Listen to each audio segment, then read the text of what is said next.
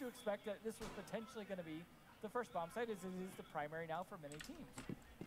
Yeah, of course the cache is being revitalized with the new updates, with primarily getting rid of that big massive,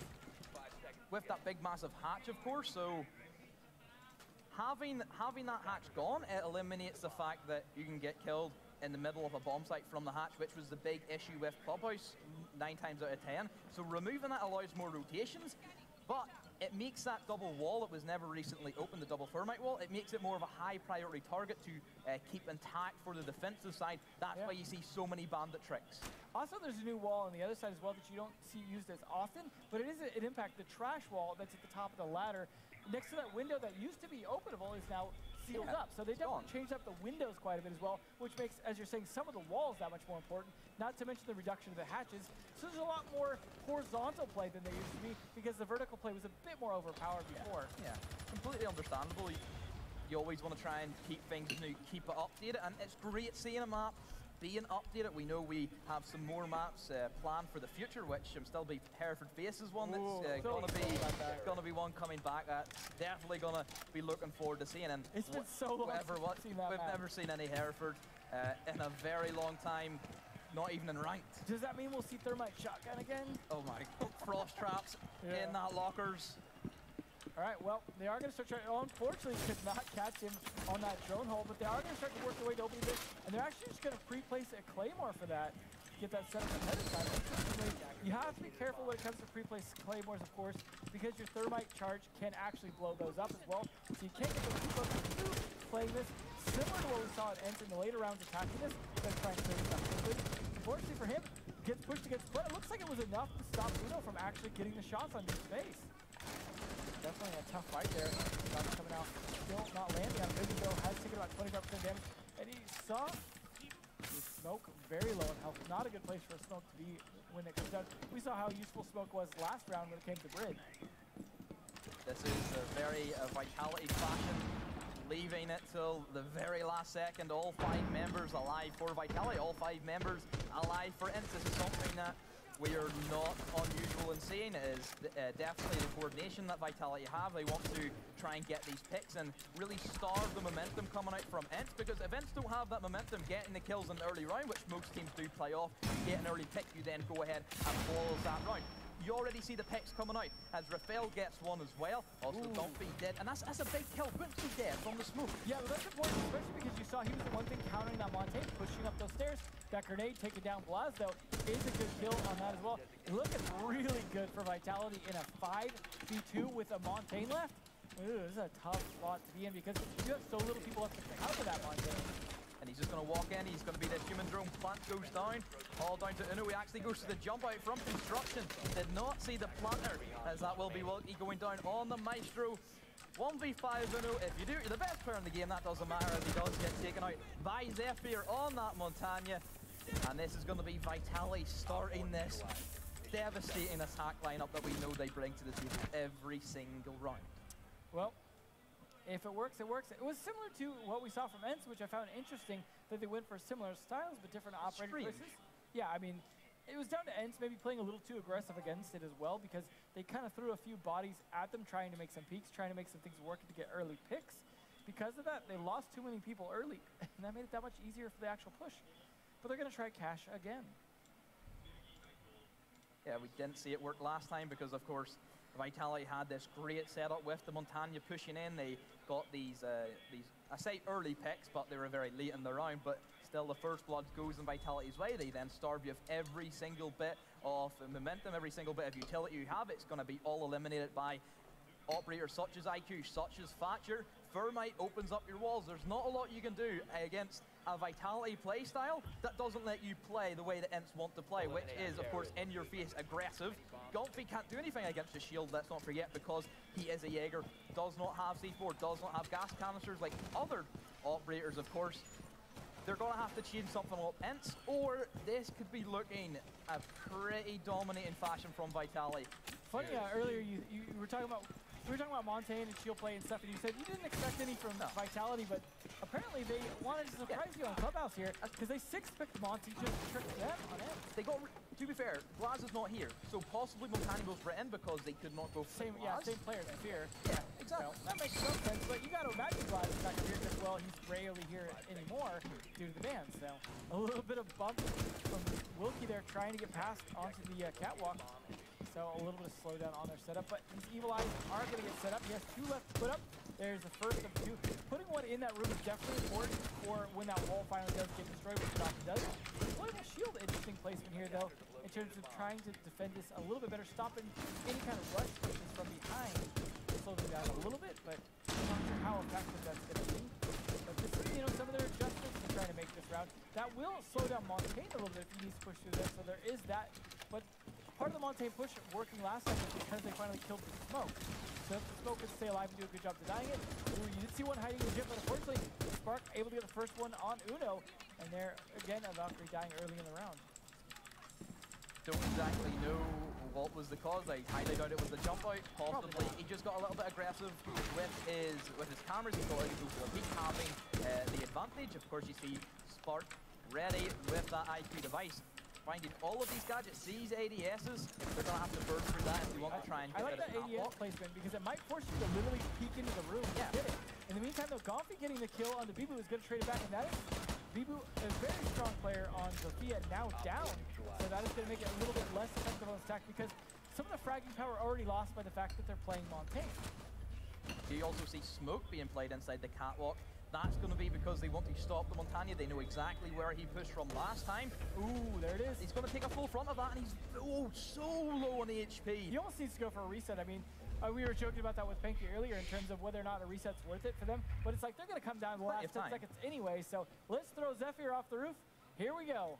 360 spin? No, just falls. No style, Zephyr, unfortunate. But either way, that will get slowed down that much more on this attack. You see Rafael waiting so patiently upstairs with his Claymore that does nothing at the moment. Just waiting to see if they can get themselves in position to eventually get rid of the bandit, may it be with the Thatcher grenades, getting rid of the first set of the bandit charges. They have to be aware of the bandit trick, so I'm sure a nade will come out momentarily from Art on the IQ. Of course, ADS actually, I believe, did catch that grenade, and we're going to be seeing the bandit trick. No! He tried to run up milliseconds. The Claymore actually tagged him. And that's one way to stop a bandit from tricking that. Well, that does finally equalize things a little bit for Vitality here, who'd lost one of their attackers. But now it is advantage to them, and they find another one on Bungee. Unfortunately, down to a good trade back. Gets that kill onto the Montaigne. Rafael, however, does get that refrag down to Wilkie in essentially a 1 versus 1, as it is going to be sparked down inside of the garage. Red Hasbashin only has a couple of seconds, loses the gunfight, and Wilkie will clutch up for his team when he needs to. And Ents do claw around back in their first defensive win. Well, second time's a charm, I guess, for that bomb site. Now, that did work, I guess, in a way for Vitality before, but it took them really 3 tries to succeed in cash. So a good start for Ents. Surprising that they're going to go to Arsenal next instead of Bedroom, just because there are some fairly obvious Bedroom defenses we saw, and they got to have picked up on what was happening with the impact nade by now to know that that was a thing. In fact, if I recall correctly, Ents is the team that got impact nade tricked by what is now Rogue. Previously, back when on Clubhouse, when they would use the impact nade trick to stop the kitchen hatch from being open, very first time it debuted in Invitational, and stopped the game because they thought there had been a glitch. So hopefully that isn't the case again, but that is a funny kind of throwback going all the way back to the first impact nade trick debut. Yeah, it was, of course, a new gadget introduced. It was something that, at the time, we didn't really know how effective it would be. We thought it would just be for a rotation hole. We didn't expect the level of play it does have. Strats like that were kept secret back then until their debut in Invitational, and ever since then, people have been starting to think about how to get creative because just everyone thought, okay, we can open up rotation holes, we can open up patches, and that was the limit of the creativity. Even gadgets like Claymores, we thought they were just going to be used to stop jump outs. They still are. You just saw that. I don't even think he jumped out. I think it literally just, the laser touched him the minute the wall opened, and that, I think that is part of the strategy of that Claymore placement. I mean, obviously, you want to stop them from running out on you as well, but I like that idea. Yeah, it worked well. It's something that we see a bit more common, teams taking risks, trying to run out, catch your enemy by surprise. It's usually something in Siege that teams say, oh, why would you just run out and die? Sometimes it works, sometimes it doesn't. That time it didn't, because Vitality, that must have been done to them a couple of times. No, yeah, we need to put a Claymore here from now on in. It's a good trick, though. I mean, I don't know if Ents would fall for it again necessarily, but we'll see if we even see Cash again, depending on how these other bomb sites go. Vibu, though, taking fast control of Strip Club, which is a little more complicated to use to push into the rest now that you have to deal with the bathroom on that corner as well. Makes it so roamers have to be cleared a little more efficiently, and that's what this droning is going to be for. Luckily, they can't just open and close the bathroom stalls and hide in there, but the droning is, like I said, a bit more difficult. And I remember in the early first year when teams just had it down to a T. The droning was this very robotic, mechanical, so simple things. Yeah, you had it down, you did it. Now there's so many more rooms to worry about. You have to make sure you secure those rooms after you check those, because there's so many more roam potentials as well to get back upstairs. And Zephyr again playing this Montagne. Now he had to know it wasn't going to be Cash this time, so obviously the strategy isn't for that push. But he's being very useful on this roam clear upstairs to make sure that the clear stays clear. And this is definitely going to make it that much harder for Ents to try and sneak anything in. We didn't get a chance necessarily to see where those Evil Eyes went either. I'm kind of curious where Wilkie placed those downstairs. Got to imagine he might have even placed one off-site if they wanted that additional intel, because they're not playing with the Valkyrie. I'm still very impressed with the way that Ents know Let's take them to the clubhouse, where it has shifted from being more or less an attack-favored map before the buff to now being a very heavily defended map. Especially if you ban Hibana, that really takes the wind out of the attacker's sails. But luckily, Rafael able to make it all the way in. But he, again, can only open 2 of these hatches. And that was the strength of attack before, is being able to open up all 3. That certainly screams we're going to open up the church wall from this stage. They only have opened up that memorial. I'm sure that eventually we'll see the Thermite come down in, open up that triple wall. It just relieves a lot of pressure for players having to get different angles, of course, because that main stairs area is great for looking in the direction of that church area. We're seeing also some Sophia action coming down from it. These back stairs are just going to use possibly to waste some of the ADS, but a great shot with from the P90. That's something you don't see often. No, certainly is not, and it seems to have done the job. Yeah, right? Uno holds strong also. He has the bulletproof camera. That is also going to be a great intel gathering. We're going to be seeing Zephyr as well. Oh, no, starting to kill. What has happened with this? A blast has just TK'd Bungee. You've just TK'd your smoke against the Montagne. Yeah, that is not the right position to be in. Unfortunately, hopefully that Evil Eye can do some work, because he just walked right into sight.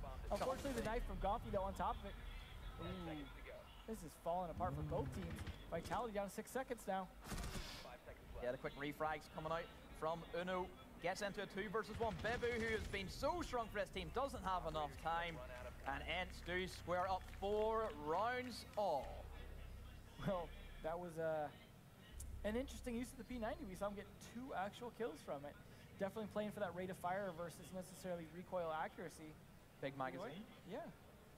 Help. Have a read of that. We are going to see Gym Bedroom now, though.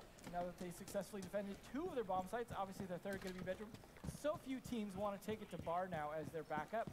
So it is great that they revitalized this map before the new rotation rules, because it would have been a real tough after defending their bomb sites. Bar already being so hard before. We'll see, though, if they can stick this, because they had some ideas that were shown before. Will they stick to Castle? Because we know Castle is an important part of this. There it comes. It's still nice to have that Legion, but hey, you gotta sacrifice some. I still would have sacrificed Ella for a Castle, but do what you can with what you want to do. Especially whenever they know they can do it. Why would you not take the Legion against a shield operator, man? Yeah, of course it does. Look at some of the matches previously we've seen. For example, the Chaos C9 matchup. We know not the T3H versus C9. We've seen some Montagne play from that, coming out from players such as Fox. We've seen the Legion come in so big. Yeah. You might do whatever damage you can to him, just in case there's a smoke to finish it off. If he's on low health, it's that much more chance you can actually get a kill on him. It's one, you know, there's not a lot of operators that necessarily you want to tick off damage on that you care. Like, oh, I got some small amount of damage. Montaigne is definitely one of those that you want to get any little bit you can, any edge that can help you get that down. They're going to go with the deployable shield in the bathroom to be able to play this. Should be interesting. No rotate into there, though. This is just set up so someone can play in there. But that is a tough spot if you get cornered in there with no rotate out. We'll see how they play this. they are going to go with the usual castle spot, it looks like. Although they are going to have one member of playing inside the room. I don't think they're going to rotate it, set up enough of a rotate all the way out, but they're still shotgunning the wall, so it's possible. Yeah, it's pretty much the exact same setup we've seen coming out from Vitality in their defense from the gym and bedroom, where you have the 2 castle barricades protect your bandit as much as you can to go for that bandit trick. They don't have the impact nades that we've seen. You know, we've seen the Legion with the impact nades. Yeah, they can't really do it this time unless we want to try, just more or less they're going to try and go for the bandit trick. Now, to be fair, you know, maybe they won't go for blowing that wall. Maybe they'll just assume that it's going to be, you know, impact nade tricks and not even bother. In this case, it looks like they're going for trash wall instead to start.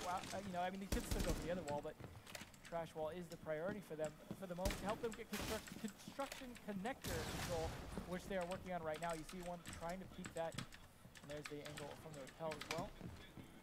Very nice angle, just looking for anybody that may want to steer their head around into the site of Bred's crosshair. They're going to go for a different approach compared to what we've seen Ints do. They more focused on going for that balcony. This time they're going to try and take from the construction area and then push their way in towards the master bedroom. That does alleviate a lot of pressure onto players playing on the balcony, because it's still a very risky position. The problem I have with pushing from connector, which I still think is great to do, is that corner that you go right in the doorway into bedroom from connector. They have 2 angles on you. They have all the angles directly to your right, including the bedroom, or the bathroom, which has the corner shield, and all of gym as well, because you know that's going to be opened up. So Montaigne needs to peek in safety first. So the fact that Zephyr is on that is the one saving grace on pushing from that side. Or also you can have Sophia rotate around, get rid of the castle barricade. That just eliminates the fact of a player inside of that gym. Yeah, and theory, taking out the Montaigne as well. But they're just going to go for the drones in old Vitality fashion, finding out every little detail, making sure everything is perfect for this final attack. You saw the BB also taking out the evil eye that was hiding in the logistics office. So that's a good pick there, because they definitely don't want this to be read into.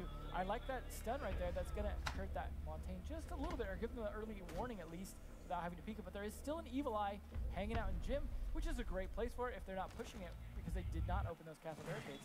Well, it looks like they did get Jacuzzi wall open though. As you can see from there, Baboons, he got a kill on the Bibu. Comfy gets the kill onto Zephyr, but we're going to see the quick refrags from Spark, but then Comfy again playing well on this Jaeger. Bungee with that SMG11, and very powerful going all down to Raphael. There's not a lot he can do in this scenario. He's just going to get closed in by a pack of wolves coming out from Ents. The smoke caster does get expended, and on the back stairs, Blast gets that kill, and Ents are looking pretty strong in these defenses. To be fair, this was their map pick. It just seemed like they maybe lacked a little bit of knowledge on their attack, but their defense seems much more solid. Interesting to see, you saw the castle barricade actually on that window facing that towards construction as well. So, I mean, that's something they can rip down if they want to use that angle, but not something they're going to have to worry about. And that is, of course, to make sure that they can play on those stairs safely, so no one's going to rappel up and start to take shots at them, or even take shots from the ground level, because there's a lot of angles onto even the top of those stairs. So, good, smart play from the castle. Surprisingly, even with that jacuzzi wall open, they could not put enough pressure on them. Nice try, but they're going to keep going with this bomb tank. Catch again, as they've now defended, well, every other bomb site. They've made the tour and succeeded. Something that we didn't see right away from Vitality as well. So it seems like it takes two tries on catch so it's the final 6. It does take a little while for teams to adapt, of course, to the different playstyles. You've talked about how you may be able to see one setup from a team, and then the next time you attack that, you know exactly what to expect. This could be the same mentality that possibly Vitality could use against that. They know some of the evil eye placements that Ents place coming out from players like Wilkie, of course. We know that they like to play that catwalk area. Comfy very, very strong on that Jaeger, a very strong carbine rifle in a very close range environment against very long range operators. It is one of the only guns that can really fight to take the long ranges, because it's essentially zero recoil and hits like a truck. Yeah, definitely does not feel good to get shot by. We'll see if they can successfully defend this again, because, again, it took them 2 tries the first time to defend it, just like it took 3 tries for Vitality. If they can repeat this, they can close out this map, and we move on to map number 2. Or if not, then we could see a tie situation. Well, we would see a tie situation again, which would mean we'd be going to overtime already on the first map. So Ents definitely, for their stamina alone, are definitely going to want to stick this as well as they possibly can. because they do not want to burn up any more time on this map, as next map is very much favored, I would say, in Vitality side, so they're going to need all the stamina they can get and energy to push on forward. Yeah, the less rounds they play in this map means they're the more energy they have for Oregon, which is going to be one heck of a battle that Ints will have to go for. Of course, it is Vitality's pick, and if Vitality's going to pick a map, you know they have something special, they have something in store for that. And at the moment, they're already getting in towards this garage area. Gumphy, like we said, is going to play this position like he did last time. Also, Bungee smartly is going to play as well with him because of the Montagne pushing in that stops the Montagne in its tracks. Like we did see, it had to get a reset last time because it was put down to such low health. Bebu as well is going to start peeking in, gets rid of, I believe that's going to be an Evil Eye possibly, or an ADS. Actually an ADS, I believe it was. Well, that's helpful. They are going to start to push a little bit differently now. This is the first time we're seeing, I think, the garage wall get open from that side. They want to make sure they can try and deal with that catwalk, as of course that is a big problem for a lot of these teams, something we mentioned quite a bit earlier. So they're going for a little different strategy on it now. Question is, will they be able to open up that the double wall and get that Claymore kill again? Probably not, but that was definitely fun to see previously. They are going to go with the cross pressure from Zofia, something we saw before. Nice pre-fire attempt there coming out. Unfortunately for them, Bibu had already smartly ducked behind that little AC unit there. He was prepared for that. Obviously, there are repercussions to open windows, and now he's going to stun that Legion pretty heavily, who's going to continue to try and fire back. Unfortunately, there we go. Spark almost dropped into Legion's fire, but the grenade going to take out those batteries, potentially. There we go. Wall getting open. And not going to be stopped by Bandit. Montagne's health is extremely low at this stage in the game. You would want your Montagne at least 75 HP. Let's throw him off the roof again. Why not? Yeah, just throw him to the fishes. Hopefully it's going to be there to somebody hopefully pick them up, but that they don't have time to do this like they did last time. Bebu is still outside this garage. He's been here for essentially the whole entire round. Bungee has also been here the whole entire. Gumphy has been here. They have not moved in 2 minutes. That just shows the slow pace that Vitality Speaking of which, they did go for the reset on the Montagne, despite the lack of time. They better be quick in thinking what they're doing as Monty's going to start his approach. And this is possibly where Vitality start to get a little bit flustered. Ints, of course, is going to start getting all of these kills. Gas canisters go out. Another kill goes on the side of Vitality, but the quick refrags at 2 versus 3. Wilkie is going to get tagged. Goes back on the Evil Eye, going to try and stop the plant, which is starting to go down. The plant does get put down by Rafael. Lass is going to have to take the first lead, and he does get shut down by Rafael. Wilkie, last man up. Not a whole lot he can do, as Bred will hold that angle. And we are going to overtime. Can't say I'm too surprised, but it was great to see some of the adaptations come out from Vitality, who were really struggling on a lot of those attacks on all of the bomb sites. Cash, of course, the one they could win twice. It's unfortunate that Ents didn't have a 4th bomb site, because Cash has been the struggle for both these teams. So I kind of question if anyone even goes back to it here. Thankfully, Ents is being smarter about it, and they're going to go to a bomb site that worked out very well for them, like I said, with Habana Band. Much easier to defend Church Arsenal in some ways, as long as you can hold blue. So this is a smart play by them. They got the defense first. They're going to take advantage of playing a bomb site that has worked out for both teams. And we'll see if they can stick it. Question is, will Vitality be prepared for it, of course, because they're going to be thinking it's another bomb site. And will Zephyr 6 pick over to the Montagne? Because I feel like there hasn't been a round that's gone by yet where on attack he hasn't done that, or just pick it normally, and well, no surprise there, does so again. He is really confident in that Montagne, but when you only win 2 out of 5 rounds with it, not sure I'd be so confident in it. Especially whenever Ints have adapted to the Montagne style of play. It may have worked the first round that they attacked that CCTV room and cash room, but then they brought Bungee in to cover that catwalk. And Montagne has not been able to break through that whenever the gas canister comes out. He's had to be reset twice because that's how low he has had to be. And they have the smoke and the Legion exactly. again, so. Just more removal that Montagne has to deal with. Not to mention, I mean, it's an underrated thing, but those Evil Eyes, if they're not taken care of, can really tag Monty a lot. If he's already low on health from the Legion mines or from some smoke, you could potentially finish him off with those Evil Eyes. All it takes is 5 tear shots and they're 20 damage done to you. Yeah. It does not take a lot. Well, it's just you can't put your back to them, and you certainly don't want to just be facing them as Montaigne. So, I mean, there's a lot of potential for Zafir to get pretty shut down here on this. And we'll see where they go to approach from. It looks like he's droning from the side that would suggest he would go down blue if he wants to go that way, but well, they'll definitely have to feel things out now as they go through the droning phase. At least clearing garage, that's a good start. Vitality are going to have to be very careful though, because of course the last thing you want when you're trying to attack the basement is some late roamer, someone hanging out upstairs to completely cost everything.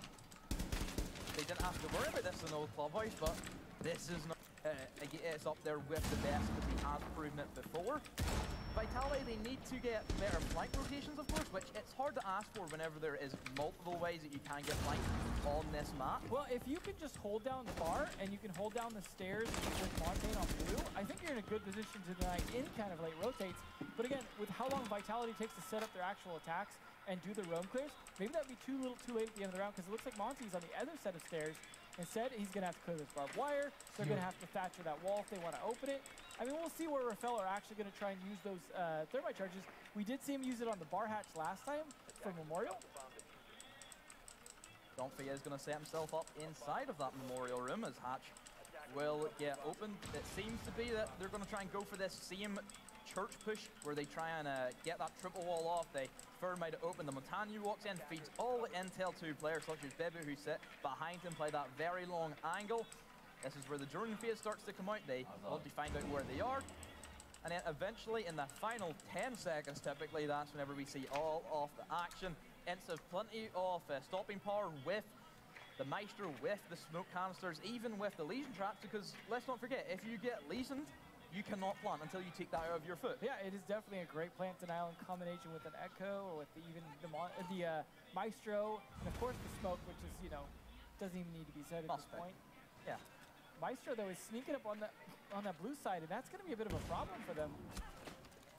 Bebu is going to get tagged just a little bit by Bungee, who is going to be played inside of that armory. Typically, we would see the smoke being played inside church, but because of the way that the push has set out, Vitality instead are going to take this maneuver and push in towards this armory as we see Bungee get one, but then Bibu does get the trade. So 4 versus 4, 15 seconds to go still. Blast is going to be the man who gets the kill onto Bibu. Wilkie on the back does get taken out. Spark gets a quick double kill, 2 versus 3. Gumpy gets the kill onto Spark, a 2 versus 2. Down to Uno and down to Gumpy. That's going to be Uno getting the kill onto Rafael, and Uno gets the double kill. And Zafir will fall, and Ents take another round on this bomb site. Well, they did have the advantage in choosing the bomb site and choosing one that worked well for them. So far, that's 2 for 2 for them, as well as Vitality have won that bomb site. So that was a smart initial choice, but that does mean if they can survive to a third round that they have to play overtime, they're going to have to choose somewhere else, which I would hope would be Gym Bedroom, because Cash just has not been reliable. We'll see though where Vitality are going to go, and looks like they're going to copy exactly what Ents just did, which again is the smart play here. Yeah, Church and Arsenal is going to be where Vitality want to go. They're going to go down exactly where we just seen Ents win. They're going to be bringing out the castle barricades that may be used for an upstairs roam game potentially, of course. We could possibly see castle barricades being placed on Dirt Tunnel possibly to stop that push coming in. We could see a Memorial to stop the Memorial drop being in effect. A lot of creative ideas you can go with the castle, but the alibi instead is going to be 6th pick. That did work out pretty well for Spark previously, so I can understand that. I mean, he did so much time burning upstairs in the previous time when he was playing it along with Bibu's help. I agree with it. I think it definitely worked out for him. Obviously, some of that was just catching the frustrated IQ a lot in terms of getting those trackings. Maybe not get that same luck this time, but either way, it's still a fun thing to have, and that is no Maestro this round, though, because of that. Yeah, Maestro is a big operator that was let free. We typically see that being banned a few times, of course, but in this time we're going to be seeing the Echo. I like that hologram there hiding behind the bomb, because if they're late into a desperate push, you know, like Vitality are, the tunnels usually, then they're going to, panic and start spraying at it, because you cannot worry about someone playing behind that bomb. You can't think about it too long. But, of course, if they kill Spark first, then, you know, maybe they won't fall for it as much. I like that he's able to open up his hatches, and this is why I think the Bailiff is such a better choice than the Keratos. Definitely my preference if I was to play it as well. It gives you that more versatility. It also allows you to rotate down drop hatches. You could just quick switch to your pistol, and you're safely out of harm's way from the room clear that Ents we know does do methodically. They want to clear out as much as they can. Do not let anybody on the defensive side hamper their attack. Wow. We seen that last time that Spark was able to be really big, and so was Bebu. Quite a few double digits on the board there from Bungee, Gomfi, Royd, Zephyr, and we see quite a few others close to it. So Very a lot of even kills team. coming out. That means a lot of rounds aren't being won just off of time. They're definitely getting those kills. We'll see, though, how the rotate comes. They do want to take top floor control first, which is good because, of course, that's where Spark's going to be roaming, along with Bubu's help, which, like I said, worked out pretty well last time. If Ents can just execute faster on getting these kills, maybe they'll have a much better time actually fighting it downstairs. Bebu is going to be located inside of that gym corridor. Oh, no, Wilkie! Gonna just move right past, but of course Bebu did shoot the drone, so they know where he is. Yeah. Uno is going to be on top of the hatch along with. It's nicer to know exactly who he is and what he's doing there, though. Yeah, typically the gun is pretty in its own. You know the gun just by sounding off it, which, like most guns in Siege, is very unique. The only one I would say would be the Commando, and then also the 5.56 that Thermite gets as well. They're the only real two. Yeah. Either way, like you said, you get pretty used to it by this point. But yeah, they've played the game, we hope. Yeah, Bibu has already rotated positions anyway, so he's going to be trying to fight to stop that construction connector control, and it's working. I mean, again, already over a minute 30 burned, and they're forced to just try and start fighting the site without taking down those roamers. Guess deciding, you know, cut your losses on time and start to push. Rafael, though, is bravely just standing right below the hatch. Being very up close and personal, Bibu with a very thin angle, looking into two windows, but Ents are going to say no to the room game and start working their way down in towards the blue, in towards that kitchen area. Bungee gets the first blood onto Rafael as the EE1D was expended. That death corridor is going to get a lot of smokes tossed out, and Bread once again with that shotgun shots down Wilkie, but the plant is going to go down as Uno dips away and just leaves Bungee by himself. Gomfi also got a kill, but Spark gets the kill onto Blast. Zephyr from the flank gets the kill onto Uno. Last man up will be Gomfi. He is right below the diffuser at this stage. Does he see the lead in the corner? Yes, he does. He wins that gunfight, but then Bread comes around, gets the kill, and we will be going to 6-6. Well, it can't be a good match here for Paris without going to at least overtime once and going all the way. And of course, Vitality, who look like they might not be able to stick this, definitely going to continue to do so. But again, Ents are going to be on defense first. Now, the majority of rounds have been won by defense, even in overtime. We had 3 defensive wins the first half, 3 defensive wins the second half, 2 defensive wins in overtime. Ents have the advantage. They're going to the bomb site that's worked for them. If they throw this, they are going to be throwing themselves to the line because Oregon is a strong map for Vitality. All Ents need to do is just take this advantage and not throw it away. Play their hearts out, at least for this round. So next map, they can go in a little more comfortable. That, hey, worst case scenario, guys, we go to border. And if it does go to border, it's another map that Vitality are very proficient on. It suits their play style, almost the same way that we've seen Penta take it very slow with the smoke grenades, and then they go for the plant. You could equally say that Vitality will do it much, much slower, of course, because it is Vitality. Yep. But it's round about the same idea. It does rely on what bans. If we see the Glads go free, if the Glads gets banned, that always does shake things up in terms of the Vitality playstyle. They've adapted to it. To be fair, when it comes to the match with Vitality versus Chaos, Vitality did actually lose Oregon and won border. So in theory, they have some weaknesses on Oregon that can be exploited, assuming Ents was able to track those earlier and actually paying attention. You know, we don't know. We don't know exactly what's going through their heads, but right now what's going through their heads is, guys, let's win this one round. We take this map. We go forward with a point advantage against the big boys of Vitality. Let's show why we came up from that loser's bracket, why we are here, why we don't even deserve to be in Challenger League. Let's punch back. Why we beat NIP. Another victory that they wanted. It wasn't even a 2-1. It was a 2-0 win in favor. Luckily for NIP, they still get to go to Paris either way. Yeah, NIP were here. Only Brazilian team representing, of course, they had a good start, but in the end did manage to win that. It was a very good game. I watched glimpses of it. Well, here we go. Again, the 6th pick over to Monty. Zephyr seems very confident.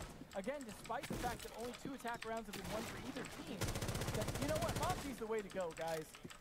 I'm not sure I'd agree with that, but to be fair, he hasn't been, like, dying right off the bat. They've had to reset him multiple times. He's been damaged a lot by smoke. They are going to have to worry about that smoke now. Maybe not Legion, but still, again, those evil eyes could also be a problem for him. But you know what? He decides to charge right on in. Trying to at least take control. This is what we saw them do last time, right? Was try and push up to that door into bedroom, and then of course we saw the Charisma mines from Uno to help try and slow that down a little bit, but at least 2 minutes left this time. This is a much better start for Vitality, who doing anything in the first minute is an accomplishment. They still try and hold on to as many players as they can for the final push. They don't like going for the risky 1v1s, because if they do lose them, then it sets them back quite a lot in terms of their playstyle. Uno, like you did say, is going to be taking the Ayla. The Grizzbot mine is going to help possibly slow down that Montagna. Of course, it does get rid of his retractable shield, which could be exploited if they want to try and go for it. Highly undoubtful, of course. Too tricky on the timing, just like it is with Echo. But hey, you know, there is a possibility for it to happen. This push here onto Uno, definitely taking a bit of time. If he can play that speed smart, he could stay alive here for quite a while, and that could be a big problem for them. We'll see, though, as they start to get close here. A minute 11 left.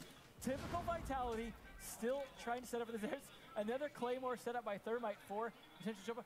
Come on, guys. There we go. Don't fall for your own trick. Ents picked up one. Oh, beating it. And he done it. No, you not too. What were you doing, Blaz? You don't get the trick. You don't understand how the trick works, unfortunately. And that is the wall getting opened. And that is the defuse carry, which suggests to me that they potentially want to plant in gym. Yeah, it could be the push that they finally need. We typically seen them push in from the construction. This could be the turning point that they need, and that's a good first kill, as that will be Ayla getting taken down. Equally on the flip side, we're going to be seeing Zephyr getting a kill. Brett gets one, and that's going to be another one falling for Vitality, all down the Wilk, and he doesn't get it. And that will be Vitality taking the first map on Clubhouse, 7 rounds to 6. Look at Bibu already stripping things off, getting ready, fist bumping his teammates. They are ready to go into Oregon, excited and hyped for anything they learned from fighting Chaos earlier that they can use, take advantage. This is not great for Ents, who were so close to winning that in a preferable situation for them. So that getting shut down there is definitely going to take a lot of wind out of your sails. So looking at how Ents go forward, they've lost their pick. They now go into a map picked by Vitality, who we know are extremely strong on. Yeah, sure, they might have lost it earlier, but they still have that experience with this map. They picked it for a reason. They know that they are strong on it. How do Ents go about losing their map and trying to take off a map that Vitality are extremely strong on? You absolutely have to take advantage of anything that works for Chaos, or any weaknesses you saw during that, because you have the advantage of seeing, well, the maximum amount of rounds going for Vitality on that map, and the map that they lost. So you know it's possible, you know you can do it. You just have to play up to the level of Chaos, which is a lot to ask. But again, that is demotivation that comes from losing that situation that I worry most about for Ents, because you need a lot of confidence going into this next map, because it does favor Vitality so much. You need to be just on top of it. Wilkie looking a little sad, looking a little concentrated. Wilkie, you can see the wheels turning in his head right now. He's really trying to rethink. Okay, guys, we shouldn't have lost that. We barely lost that. What can we do to get maybe some early rounds on Oregon to have that edge? You see the same kind of powwow coming out here. Maybe a little more of a circle, a little less of a line of thinking coming out from Vitality. Bios giving his fellow team a little bit of words of advice on what they need to do better. Of course, it's not the same Vitality attack strategy that we expected. They lost so many attack rounds that we thought they would have won. Gumpy, definitely a man who's put his life on the line for his team, being very new, of course, coming out of essentially unknown to a lot of the community, and he's proven to be one of the best. I think he had, what, 16, 17 kills that game. He's very strong showing. They really need a coach. You see the difference that comes from having this coach right here, who has an objective perspective, who can see, hey guys, you were making these kinds of mistakes, don't make those on Oregon. Whereas when you don't have a coach, there's something to be said, even if he's not pepping you up, even if he's not going, hey guys, we can do it, da, da, da. If he just goes, here's some things, there's some other things, that's a situation that puts you in a positive mindset. It puts you in a mindset of like, okay, let's think forward, let's think what we can do, even if he's not hyping it up. Whereas when you're just sitting there in your chair, just sitting there going, you know, Gumpy, just, what can we do? You know, just thinking individually, that's not a team thing. This is a team game. You need to be huddled. Even if you don't have a coach, get up, stretch your legs, huddle, get in a team mentality. Don't get an individual, oh, let me think about what he did wrong or what he did wrong or what I did wrong, beat them up. That's the wrong mentality to be in. And so far, just off looking at that right there, Vitality take this 2-0. Yeah, Vitality, we know that they're very, very passionate about their sieges. Majority of the French community is, and equally. You look how passionate Wilkie can be. He has been to almost every single major event that Siege has put on, except for our last one in Season 7. It was very unfortunate not to see Ents what happened to them, but he is thirsty for this Paris spot, and he does not want to miss one of these major events. Yeah, no, I mean, obviously there's a huge amount of reason for it. The biggest one being that they're in Challenger League, which means his chance at going to other LAN events is going to be a while before that happens, meaning, you know, they were going to come all the way to December. There's going to be Rio in late November, I imagine. That's going to leave him in a situation where there's quite a big gap, and all he can hope for at that point is invitational after that. So, yeah, you really want to get this because, I mean, unless he's going to drop the team and get picked up by another Pro League team, there go his chances. Yeah, essentially, what is going to happen, I would imagine, is Vitality are going to start things strong. They're probably going to take the front foot. We could see a possible comeback from Ents because Ents can do it. Looking at the net game they played that I did watch on Border, they were down in the dust pretty deep. I believe it was a 5-3 in favor of NIP, and they came back and beat them 7-5. Yep. So Ents do have a bit of comeback potential, of course. Well, we saw it on that map, especially. We did got saw away to 7-6, yeah. so it definitely could have gone in Ents' favor. They just, I feel like maybe they got a little tired and sloppy that last round. Yeah, it could be, of course, Vitality. We know what kind of playstyle they're going to go for. The only real question we don't know is what are going to be banned this time, what is going to be able to let through. Will we see the Glass being banned? Will we even see the Montagna being banned in some cases? It could happen, who knows? We've seen it being banned in the past inside Pro League. And we're going to be seeing what happens as we do jump in to our second map, potentially our final. We don't want it to be the final, we want to see a good showing. Absolutely. And it will be Oregon. Yeah, that is the most important part of what we're going to be seeing here, is a lot of these bomb sites, maybe not that kitchen one, but you never know from these guys. If anyone's going to be trying it, it's going to be Vitality. They tried it earlier. They will probably try it again, but like you said, those operator bans will factor into which bomb sites are more or less viable. A Habana ban is something that can happen occasionally on this map, so it's still possible that we can see that. We may be seeing a bit of a rehost. I'm not sure what's going on with that. So we may or may not see those entire bans. Looks like we're not going to. So just that much more tension. They're teasing us. We didn't even get to see the first ban first either, so very exciting. Hopefully we see some good bans coming out from these. I imagine there's a good chance of a Glass ban just because it's so common, but you never know. They've been letting it through in some of these matches. I could see maybe a Habana. An Echo is definitely going to come in. I mean, from either team. We did see it surprisingly coming out from Ents. Very strange. But definitely going to come out from Vitality if it doesn't come out from Ents, which of course makes Laundry that much more interesting to defend if they don't bring them here as well, which will probably be better ban. So it's more the attacker ban than the question mark, I think, for the answer to that. Also talking about the defending bans, we didn't expect to see the Echo being banned out by Ents. We expected it from Vitality. If this time Vitality go ahead and ban the Echo, would we be expecting then potentially from Ents to see a Legion ban? Because we know how troublesome it has been to the Digital has been performing very well on that sort of operator with those 2 mines, which slow down that push so heavily. Or would Ents not want to do that because that would shoot themselves in the foot if we see the Montagna being dropped? I would think so, and I think just because so many teams have practiced for the no mirror strategy, sometimes if you don't have a really good idea, you just go with that anyways, because it's like, it affects both teams. It's something you can take advantage as well, and of course you're going to have guys that you take advantage of that. You might as well employ them because you've been practicing them so much for this. I mean, obviously they didn't have to practice for a Pro League season for that, but they're still going to be practicing for events like these, practicing to do whatever they can. Obviously challenging, because a little bit of ways off still, but there are the qualifiers, and they know they're going to be scoping out the other teams and prepared for those. But Vitality is bringing, you know, the top tier league to play, which means they had to be prepared to deal with these kinds of situations.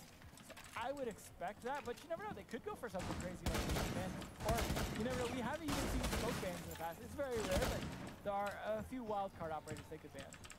So we know out of our 4 teams in the semi-finals, Ents was the only one that is not part of the Pro League circuit, of course. With Ents not being there, that means they don't get that same level of play, that same level of skill. Equally, it means that a lot of teams don't really have a lot of information on them because Chandler doesn't start until at least after the Paris Majors. To be fair, they just came out of Pro League last season, so it's not a case that they've been out for that long, but thankfully, we see Glass ban first, so that's going to be that off board, and that is out by Ents. We're going to take it. surprisingly, they didn't actually have to deal with it last time, but a Blitz ban. That is the interesting choice there, and that is going to be Vitality saying, Ents, you are not going to be bringing that shield at least to counter our previous Montaigne plays. Now here's the question mark. Will we see Echo? Of course. What will Ents by Vitality? Well, yeah. I mean, Vitality don't want to be dealing with that Echo at all. What will the next ban be? Blitz definitely was the surprise for me. It's not like they're playing against Latin. Maybe that was a ban that they did against Nip and just, just wanted to repeat. But Valkyrie going out the board, that is a interesting secondary one. Yeah, that is primarily to counter Spark. We know he plays the Valkyrie, plays it very well. And dealing with that utility, with that information that you gathered so much with Valkyrie cameras, especially on a map like Oregon, which has a lot of outside play, a lot of window play, then Valkyrie cameras can become very much of a nuisance. They could be placed on the big tower, they could be placed outside in the tree, a lot of options. Speaking of window play, this means the black mirrors are still going to be left in play because no one banned Mira. So that means Laundry is going to be that much more viable, but they're not even going to play it unless it's a 6-pick trick. And there it goes, Vigil to Mira, so of course they are going to swap that. And Zephyr teasing the Montaigne, he's not actually going to be playing. Instead, going to the Capitao, something we saw him playing a lot in the previous match against Chaos, to very good effect, I would say. So this is a pretty devastating lineup here. We know how strong Vitality are in that Blackbeard as well. That could be a big problem if Ents are not prepared to deal with that. Maybe they should have considered banning Blackbeard. It's not one of Blackbeard's stronger maps compared to Consulate, even compared to a map like Border where he would roll over that ventilation, which we may still be able to see some Blackbeard play on Border if we get to it. But for Oregon, he's more used on the top floor with that kid. Downstairs it's a little bit more complicated because he has to expose himself through the body. There's not a lot of head glitches, areas he can have whenever he pushes in, of course. We have seen sometimes good angles from him coming from the blue side in terms of if they open up part of the wall, like let's say Havana opens up part of it, or they just, open up a bunch of it with their guns. They can find some nice angles into the site from there. So there's still possibilities. And of course, back when Blackbeard's shield had like 1 million HP, he used to come down those stairs bearing a lot of power. Unfortunately, that has been replaced by Glaz, who is not here today due to his untimely demise by ban. We've rarely seen any Glaz gameplay. I believe the only time we've really seen it was possibly Penthead played it, where Glaz was let free in some circumstances, which isn't really an operator that you want to let free because of how powerful he is, especially in combination with operators such as Dokkaebi, which we have seen so much of. Even the Montagne with the smokes as well can be very, very strong, which I'm sure that's the main Vitality strategy with the Glaz. Bringing also Montagne on top of it could cause really big effect for Ents, but no Glaz. Yeah.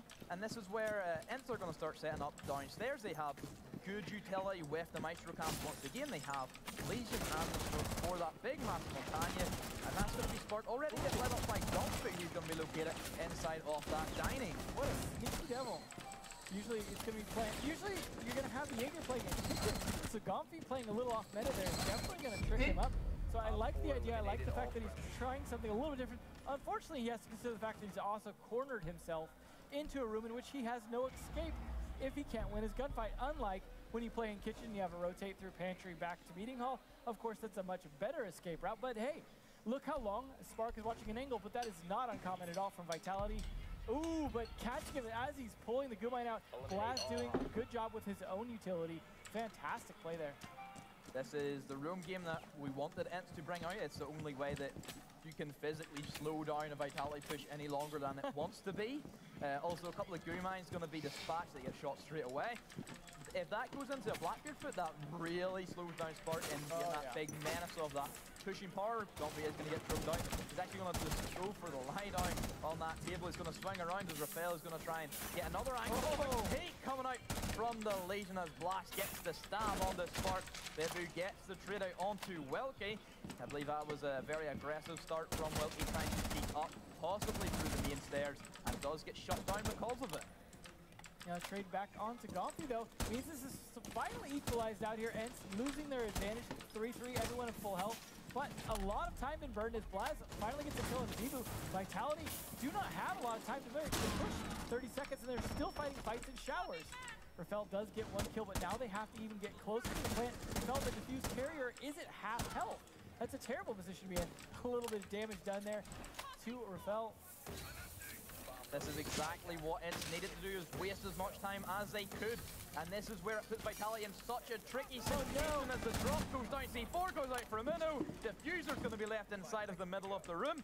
And Zafir is not going to have enough time to get this as he does get gunned down by Uno.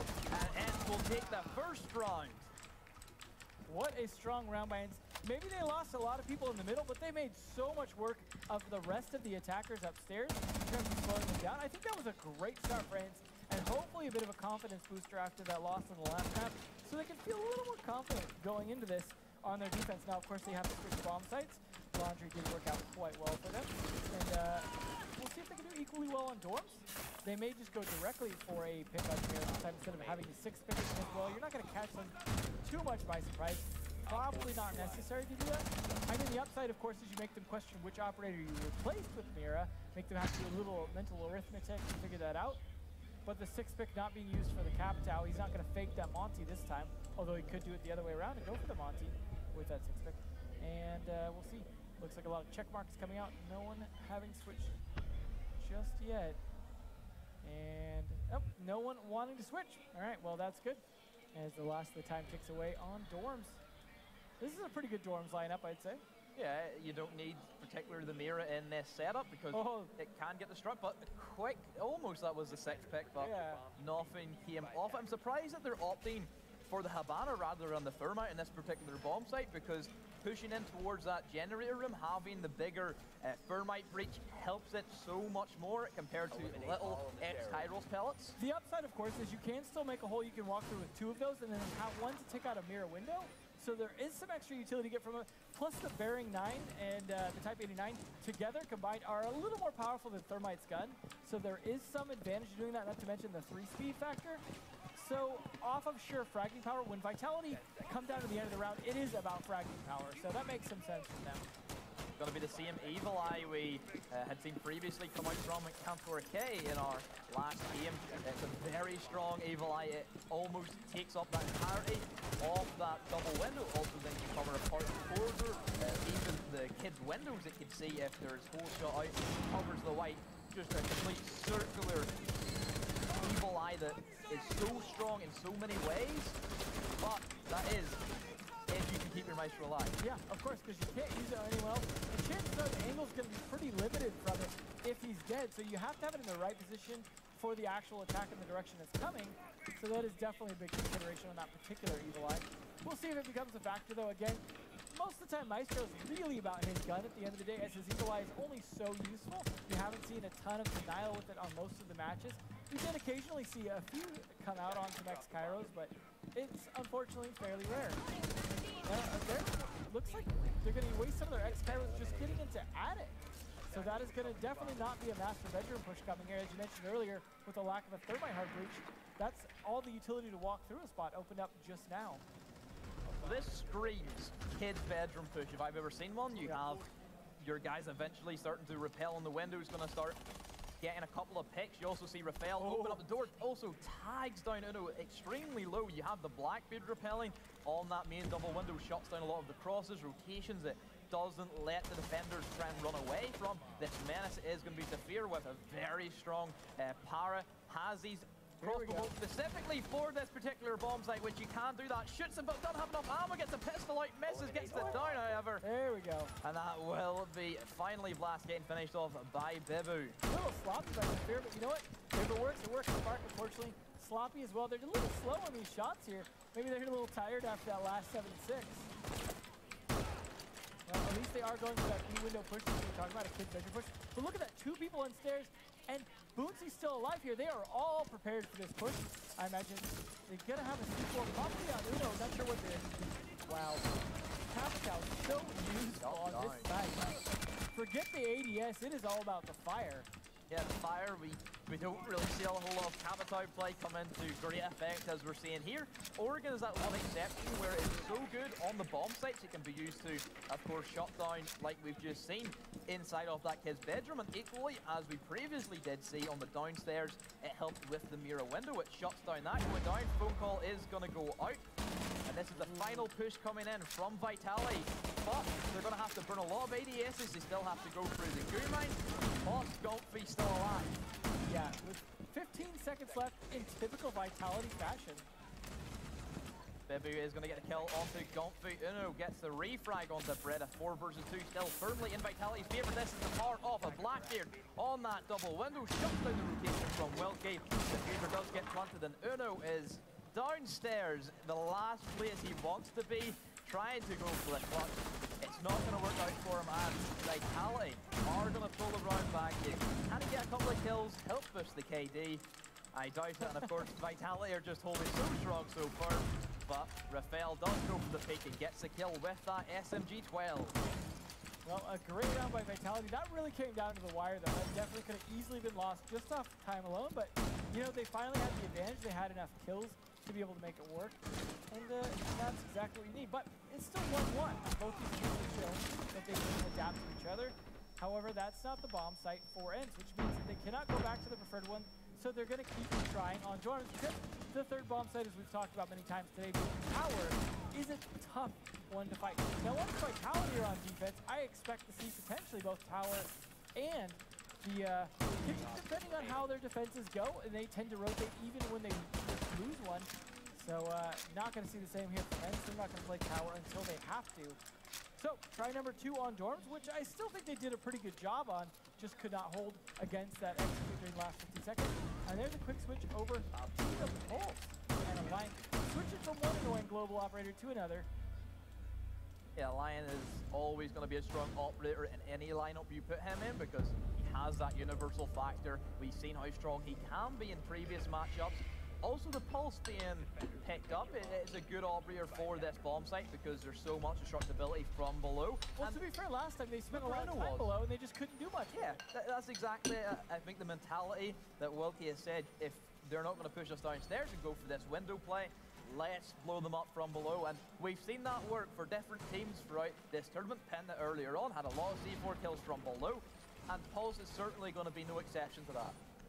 We'll see if it actually factors in, of course. That's assuming he doesn't die earlier or get pushed from below. Because, of course, he could go to clear out below from the west side first, and that will make it much harder for him to sit there. Of course, he could late rotate down through the hatch as well if they open that hatch, which it looks like they have opening the hatch to drop into pantry. And a little bit of peeking coming out there from Blaz. Not sure he's actually going to try and...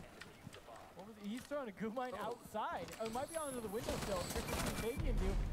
The important part about that, for those who don't know, if you rappel up past that window, even if you don't rappel in, you'll still hit the goo mine, and then you're left unable to pull the goo mine out until you finish your rappel. It is a mean, dirty trick, but you know what? When you're a Legion, you gotta use what you got. Last very sneaky in that way, trying out some new stuff for his team. Legion is, again, I've said it, a very strong operator in any map. Uno gets the first blood on the Spark, and that's a big kill. Blackbeard this time going down, who played very well last time, controlled that double window excellently, got a kill from it, stopped Wilkie from going for the rotate. And this same push coming in from Brid by himself, going in towards this big tower area. He's going to use the Havana pellets to get him inside Attic because, of course, Attic is going to be a very high-value target for the attackers. It worked out last time for them. Yeah, of course, because it stops anybody wanting to rotate and kill your guys in the window. Well, that's the thing, is you need to control Attic because of the Attic window that they can use to start shooting your repellers. So it is vital you control both that tower and the Attic itself. Otherwise, yeah, your repellers cannot stay safe in the slightest. Not to mention, you have to control small tower to an extent, but not to the same extent you have to on this particular task. So, of course, Brid is going to watch out. If you don't have a rotate, in fact, he's going to be the one to open one up. Curious. Looks like he managed to sneak through with only having to use one X-Kyro to get in there. That's much smarter use of utility this time. And that's also another angle that Ents have to be wary of. It gives the sightline in towards that main door leading in towards the kids. But look at the intel that Pulse is gathering from below. We said that Vitality are not going to be interested in pushing that. Capitao bolt does go out, but thankfully Bungee does manage to dodge his way out of that. Second one's going to get shot and get to him. There we go. And that will be Saphir getting the kill with that fire arrow. We rarely see a crossbow kill coming out from Capitao. Well, in the meantime, that Beast does trade that back on the Wilkie, so it's starting to look like advantage going over to Vitality, but as I say that, of course, Blaz trades it back. Fred still inside off that Attic, looking to see if he can catch somebody by surprise as he starts his approach. Bibby also working on that double window. Doesn't have the echo equipped, instead he's going to be going for the holographic, so potentially a good gunfight could come in favour of him. Uno as well, located inside of the small door. Movement angle onto where Bread is looking to push in. Doesn't land any shots, however. Looking at Blast, very well as he jumps in, gets that kill into Bibby, which of course the Legion traps is always going to help in that scenario. The fear is going to start shooting up from below as they finally realize, oh wait, they have a pulse, we have to go and kill the pulse. Bread starts his push in, but that is going to be a C4 being shot down. No. Doesn't get it, as it will be shot. Flashbang goes out. The Fear's going to go up towards the white stair. Gets a kill. Dumpy gets a kill in the Zephyr, and then Bread gets the down, gets a kill. And Dumpy does finish things up as Bread will fall, and Ents take themselves another round. Well, that's an advantage over to Ents here now, as they got 2 rounds on defense. That's a good start for them, and it was, I mean, last time we saw Oregon earlier, Chaos versus Vitality, it was heavily attack-sided. So the fact that Ents have even won 2 of their defenses here is a great start for them, just if the previous matchup I mentioned is anything to go by. So I like what they're doing, but now they can go back down to Laundry, having tried dorms twice. That means they can again play off that strength, and means they don't have to go to tower just yet, so that's a good position to be in as well. We'll see if they can succeed on Laundry again. This time they're not going to 6-pick the mirror, they're just going to stick it straight out. See if they want to 6-pick something else to catch it by surprise. We'll see though, pretty much the same lineup here coming out from Vitality, except for they're not going to 6-pick over the line. Instead, Bibu going to switch it up over to Buck. Interesting choice on this particular bomb site. Yeah, that's a bit strange because there is no essential vertical play that a Buck can use on this bomb site. It's more of get rid of the hatches. It could be used to help with their push in towards the meeting hall area, in towards the attic where Buck is extremely strong on, because there's many destructible walls that he can use and abuse. Wilkie is going to be going with the Maestro. Again, it's very good on this bomb site because typically we see a lot of smoke grenades and of course the crossbow bolts with the smoke attached. Using them Evil Eyes to see through the smoke gives so much intel, and that is why typically we see Maestro being banned. Yeah, and it's absolutely a great operator all around. Not to mention the extra utility Bailiff, but Wilkie going to be playing it this time to see if he can do some serious work with it. Now, Wilkie is someone that also will play a lot of intel operators a lot of the time, as he's known to be able to make call-outs, help his team out, although I'm not sure he's the IGL or not on Ents. He still will be able to get intel from those Evil Eyes, so that will definitely work out. But there is a lot of strong operators on Vitality. Makes it definitely open up the hatch with that Habana, and there's no mute jam or anything that's going to potentially make that any harder on work. So Fear, though, decides to just make things even easier with that early kill on the Gomphy, who's trying to play a little too sneaky there in the tower, potentially. A big kill as well, because we know how well Gomphy has been playing. He's been harassing Vitality quite a lot with his late rotates. Look how close Wilkie and Fear are going to be together.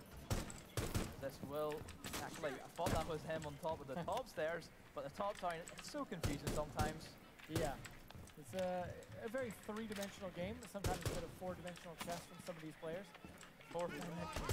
Yeah, well, looks like he's in the spot here. I'm not sure if he caught that. Good play by Bibu, making sure he places the drone in position to watch it without it being spotted. This is going to help Spark out. Of course, he doesn't have anything to open up that window just yet, although Habana should come around, help and open that right on up, or they could potentially find some way to get behind it and shoot it out, but that is much riskier.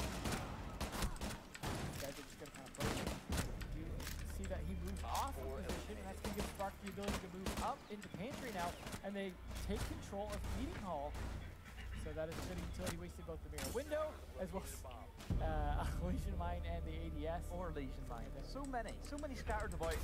Yeah. Spark is going to get rid of the mirror window, then he falls back. He can then use that as a peak advantage. Wilkie still located on the back stairs. C4 goes up and lands its target as Bread will fall. That's Habana out of commission. So the mirror windows are essentially going to be safe for the entirety of the rest of the round.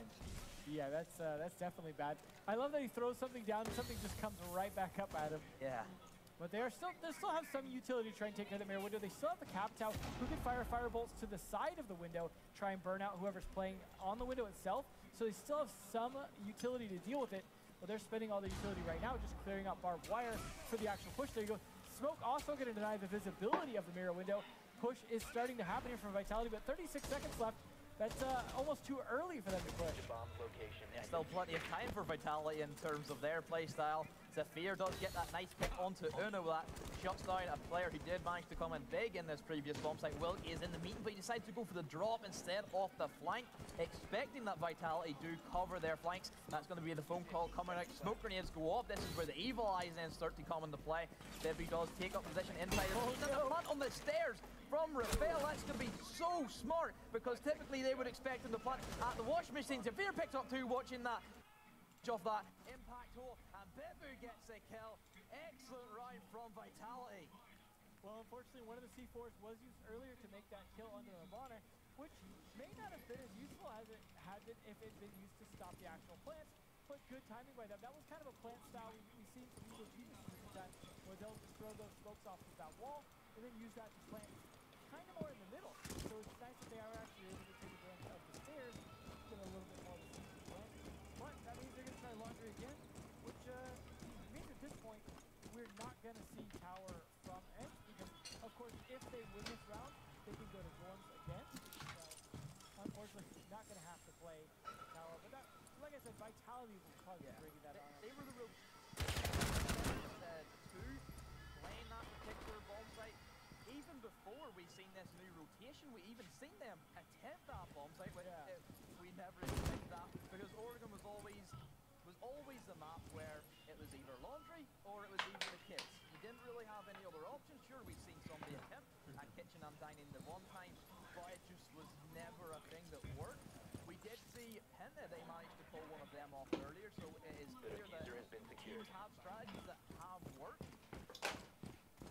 We'll see if defense works for Ents once again. As at least two, again, like I said, two defensive round wins is good for them as a team on this map that it seemed to be a bit more attacker-sided earlier.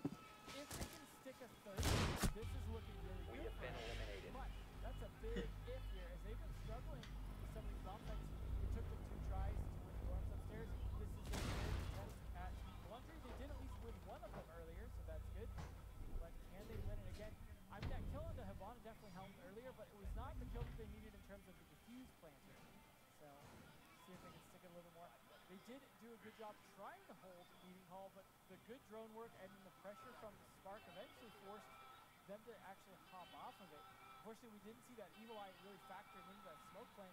They need to be really thinking about how can we place this in a way that we can help deny a plant again, because Vitality might just go for the exact same strategy. Yeah, it's worked once, so why not try it again? There's no reason why they can't go for it. The Capitao has been such a strong pick at this stage, because it essentially allows Vitality to have a lot of control over the areas that they want Ents trying to rotate. Secure the bomb. The typical ways that Ents will try and stop the plant is push in from that main corridor in the laundry. If you can fire that off and do not allow them to push through that, that's another angle that Op 4 located. protected. Zafir even be able to go the one in through that connection as well. Free kill for that.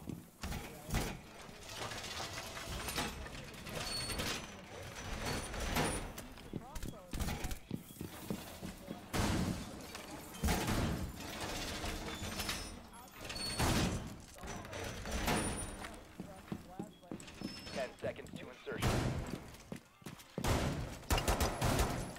Down to 5 seconds. Op 4 has located a bomb. Be ready for hostile action. Here momentarily. They did see that shoulder off Wilkie, but Reinforcing the wall! Gets the phone call, probably the worst situation that could happen here. Well, nobody's going to capitalize on it. They know exactly where he is. Zafir was holding the angle. I'm sure Debbie will be able to push in, possibly open up the wall, which he's going to do. Zafir being that forever to give him that little bit of extra armor, but eventually Zafir was ready for that. Great coverage from Zafir, being able to get rid of that rumor. Well, now at this point, now that you know that it's just a smoke and mirror left, you can pretty much guess what those last two will be, and that gives a lot of time for Vitality to start their push without having to smoke. 오 마지카 Don't want to give them. Ents is going to be in a tough spot. At least a little bit more goo mine happening, but nonetheless, now Rafael way far off. And I like that little drone there, just a little bit of flank coverage. Yeah, you always need the flank coverage because if a team cannot push through your main attack strategy, Uno does get a kill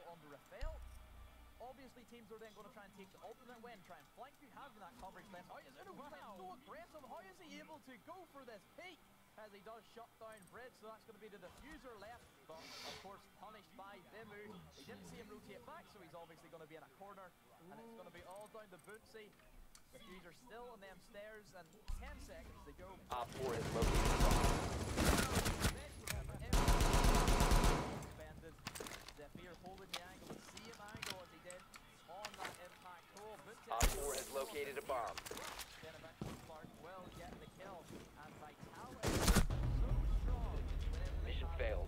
All friendlies have been neutralized. Coming out from the last two on ends, though, trying to make that work, using every bit of utility. Unfortunately, Uno actually got caught off by his own hollow sight, the frame around it covering up the attacker. He might have actually been able to get in time otherwise, and that is the unfortunate side effect, literally, of those frames. And that is Vitality taking the majority of those attacking rounds, which means Ents need to really step it up on attack to make this work here, because Vitality have a lot of good defensive spots, although again they didn't work super great against Chaos. So we'll see how this goes here. As they're going to start, I was going to say on dorms, but you know what? The contest turns into switching it to Kitchen and Sapkaren coming out here. Now that could be a bait as they still have the 6 picks to do. But still, Kitchen coming out, a little bit trickery from Vitality, and they will. We need to locate a bomb. Survey says.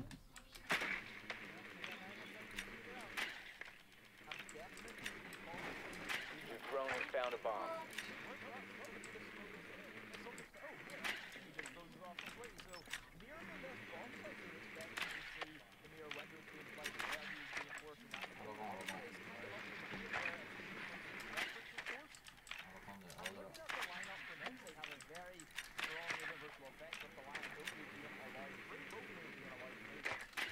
Insertion in 10 seconds. 5 seconds to insertion. The diffuser is now secured. Proceed to bomb's location and defuse it. You have dropped the diffuser. The diffuser has been secured.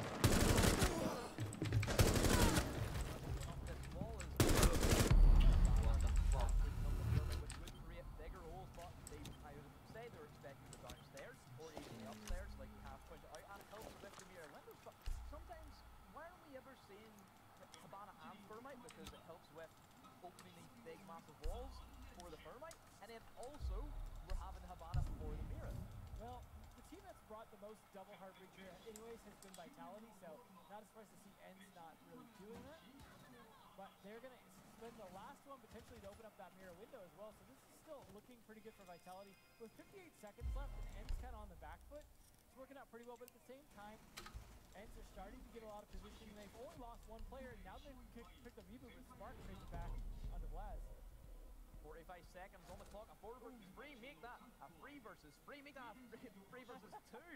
Technically a 4 versus 2, but then that will be the finish off from Bootsy as Golfy gets the kill. Bootsy fighting very hard. Zephyr put down to 1 HP. Diffuser did get planted, but Golfy gets the kill.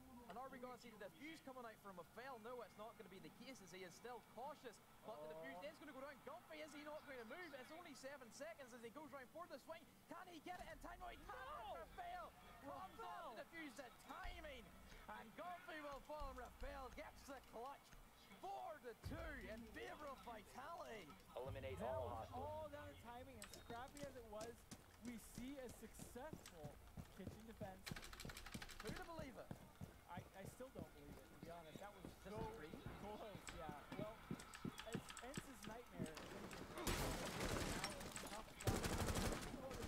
Winnable seconds. You really misplayed it. You saw that 1 HP attempt.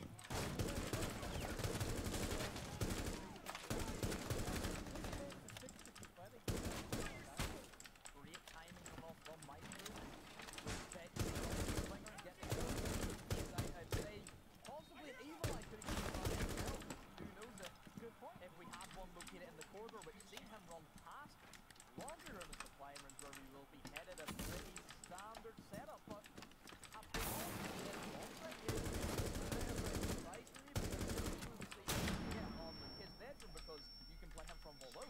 This is not a map where you can play from below and C4. Well, that being said, there are a couple spots to see it, but sometimes it'll be used to throw bombs out of the active cabin idea when they're not just also, we have seen Ziggy play very famously in that little cubby, and he would come running up as soon as he here.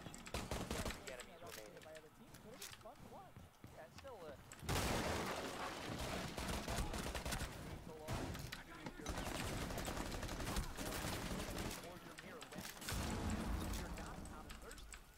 they're going to try and go for this meeting hall setup with the mirror window at the moment going on that wall. Op 4 eliminated.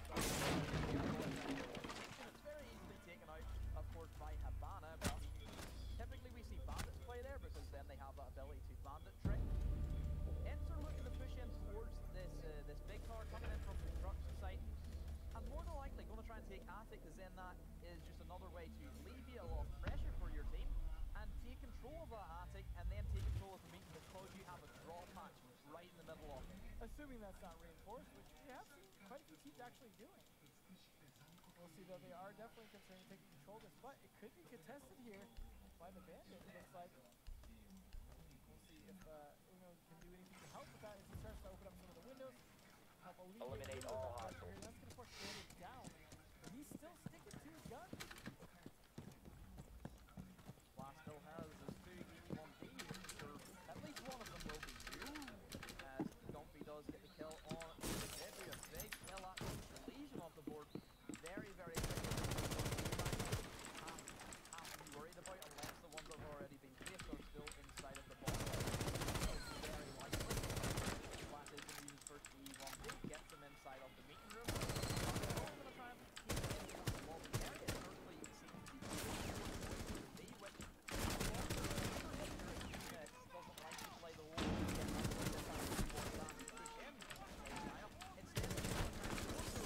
the guns they have, especially with players like Gumpy who's playing ridiculously good on his well, I mean, I hear the nade comes out from Uno. Speaking of the devil, gets the kill on the best. We'll see if they can run out of time. Although a minute 10 left, and we're this close to sight, we've pushed everyone off. It's still a really good position to be in. Not to mention the man advantage that Blast is helping us. 5-2. This is really bad for Vitality. At least they trade one back. Down to Zephyr in a 1 versus 4. These guys must have this stage inside of the cover. Don't be something around. Well, Diffuser does go down. The mirror window there in that circumstance, trying to kill him, but that does allow Bootsy to get the kill. And Ents do claw around back, and it does go 4 rounds to 3, but still, Vitality have the lead. Yeah, Ents definitely not out of this yet, but that's 3 enemies remaining. that came down to good counter rush. They were playing very effective at clearing up that Op 4 eliminated.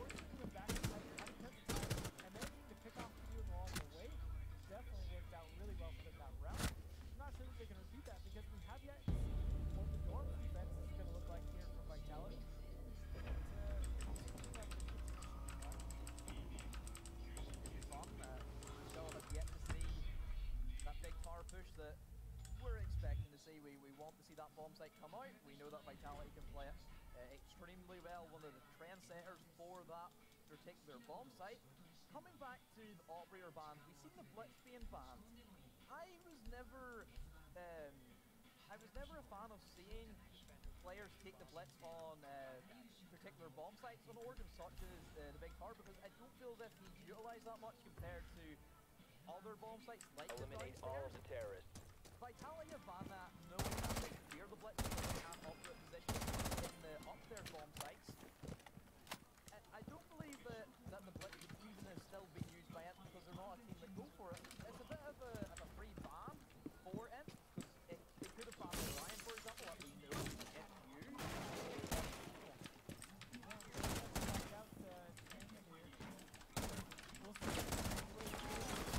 At least 1 point away from a comeback tie here.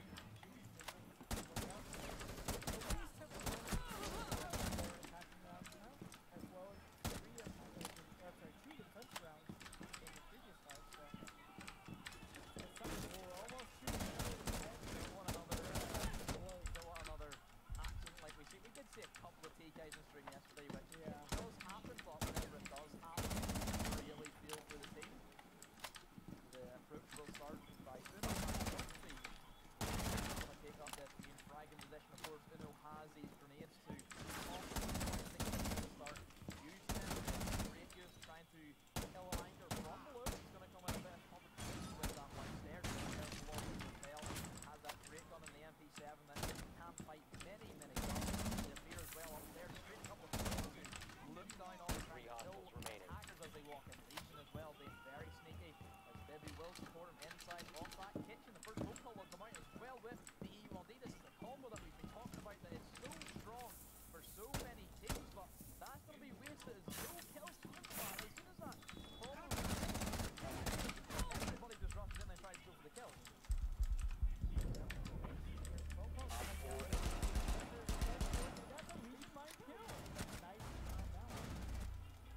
Last I ever does get the refrag on the spark, as Debu is still going to be beside Legion inside of the bathroom, as Fritz still just keep popping out them Gumans as they refresh. Red does get the kill onto Uno as he did kill his teammate. Debu does fall 3 versus 3. It's good utility that Vitality are getting out of players like Blast. They're making him use his E1Ds, but finally, after almost 2 minutes, the kitchen has been taken and it goes into a 2 versus 3 in Ince's favor. Well, it definitely looks like they could potentially tie it up here, but Rafael trying to be sneaky, gets caught and finished off by Gomfi. Yeah, good play from Gomfi. He's been winning a lot of his 1 versus 1s. It all comes down to Zephyr. We've seen smoke clutches. You look at how well Meatbee played in our previous matchup. He's really strong with that smoke. Can we see Zephyr play the same as he did? It's have a little bit of time to work with, so they're slowing things down, find out exactly where he is. The big double window is not open, however, so that may be an area that Zephyr fall back into. As we see the first gas cancel be implemented, we're going to see the push in from Gomfi. Couple of Zephyr. Gomfi will win that fight. 0 fall, and it equals up 4 rounds to 4. I'm in overtime.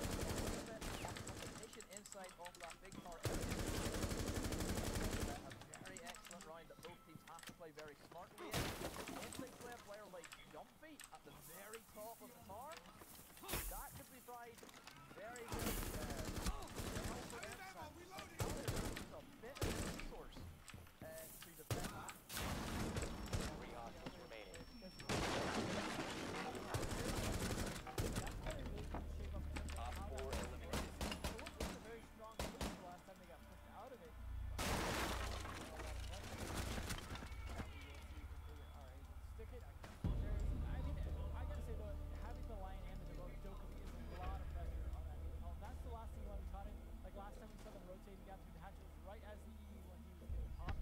So it was just, let's get away before they're able to trap us in here. They are going to try and clear the tower first. Uno opening up the windows, getting ready for this push. There is someone in the attic. Looked like he might have gone to place a battery on the attic wall right as he ran away. Let's see though if he's actually going to peek the window, see if he can punish anyone inside that attic. He is looking, he does see the batteries though. Has some idea there could be a bandit hanging around here. Gonna go for the nade on him. There might be an ADS. Nope, no ADS. Stop that. Eliminate all of the terrorists. For the Havana. That's the advantage I2 has with the device. It can tell you if there's going to be an ADS that then throw your grenade into. And if you don't actually get it either way, that's something that we've seen where you really have to time the radius as Qtuo gets the kill. I believe that's going to be him with his gadget. Actually shut down Debu. A very good kill and a very strong player to eliminate at this stage. Like we said, off the board. So we've got 2 minds in play. We've got a leg kill. We've seen last time. Yeah, that which is good for Ed. Although that is a bit early for a line to go off, but they might just be trying to trap a particular player with it as opposed to trying to defend either. But Gompy losing his fight on the diamond. Only 1v1 he's lost in a very long time. Play on stage. First one as well, being a very new player, very young player as well. It's good to see we're having new faces enter the community.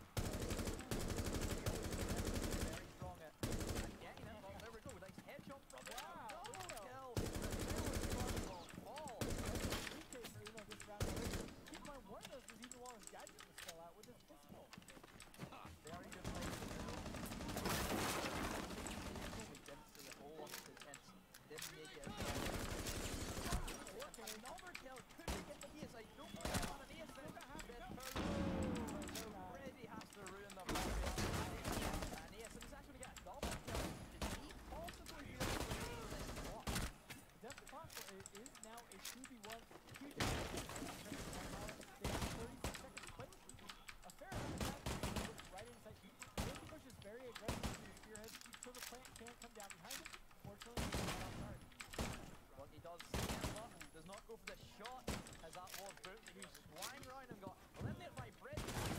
What do you want? Cover me, versus Bread. A veteran versus a fairly new player. Goes for the shots and that will be on his dominance. And hence take this to match point. Win Vitality's map here. Definitely looking close. I mean, it's still them losing it. But at the same time, if Vitality come back, that just means it's over. Not a win yet, so it is on Vitality to pick up the slack a little bit, but Vitality wants to The enemy remaining. this is not a deal, we still have to win. It's just a detail of it. Op 4 eliminated. In the Pin IDK game where we expect the border to be a very big pin map, then it goes away, so it could happen as well if we get to that. We're going back down to the laundry room once again. It hasn't worked by Vitality. It's been the exact same push coming out from Ints every time they went for the back push. They haven't wanted to try and push in towards that main laundry stairs, which we've seen Vitality do time and time again, but we've talked about that the playstyle events, they want to try and take the gunfights, they have plenty of utility to make that back push work. Yeah. We'll see if they can stick it this time, but Ents, I mean, in a position to close this out, that's a good place to be because, well, they've been playing this attack fairly well. I mean, all of their attacks have been pretty good, even the ones they didn't win.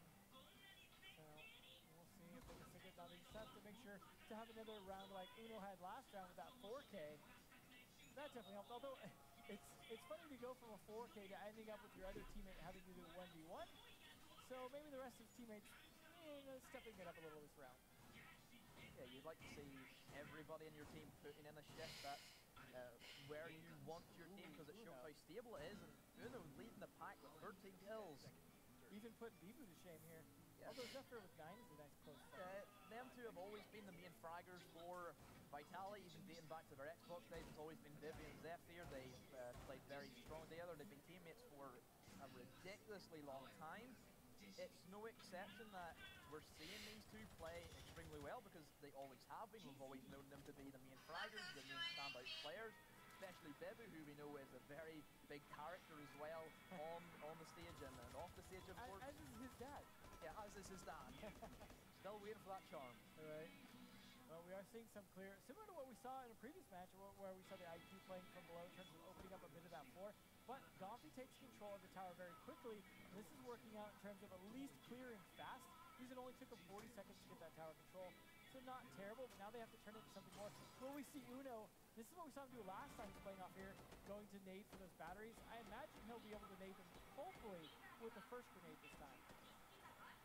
Yeah, certainly a possibility, but you always have to worry about ADS, but there's not going to be any on the side of Vitality because they've decided to pick up this pulse pick again for that intel gathering. We're seeing one rumor on that kid side. That's going to be Bebu working with that Legion. Last time I believe he did walk in, bash that window in the attic, got shot down by Uno with the pistol.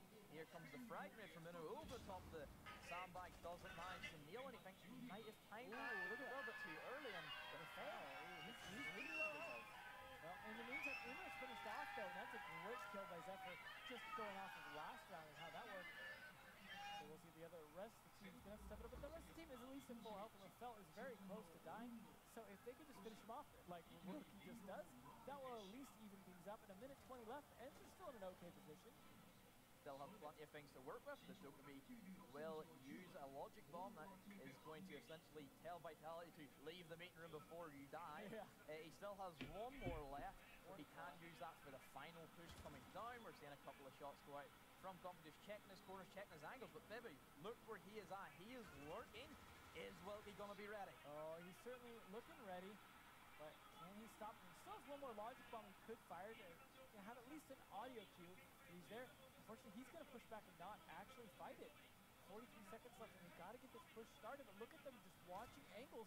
Are we watching Vitality there? No, they're just wanting to cover the flanks for the rest of the team to get in position here and still have the potential to take this map. But they're going to have to speed things up. Now you start to see here concussion lights, logic bomb, Lion. Everything is coming out here as the C4 kill. Red, another C4 kill for him as Bungee will fall. This is where Bebu has to go for this flank. Spark does get the kill onto Gomfi as Bread gets another Wilkie all down to him, and a 1 versus 3 gets a double kill as Bread will fall. Bebu will also go down from that flank. Spark and Zephyr left. Wilkie has to go for the plant. Gas canister does get expended. He has to go for his phone call, and Wilkie is going to be able to get this plant down, but as soon as he does, he gets it down, but it's going to be Spark with the upset, and we will be seeing another overtime, Devon. I'm starting to be convinced that this might be the real final here. This is a heck of a back and forth.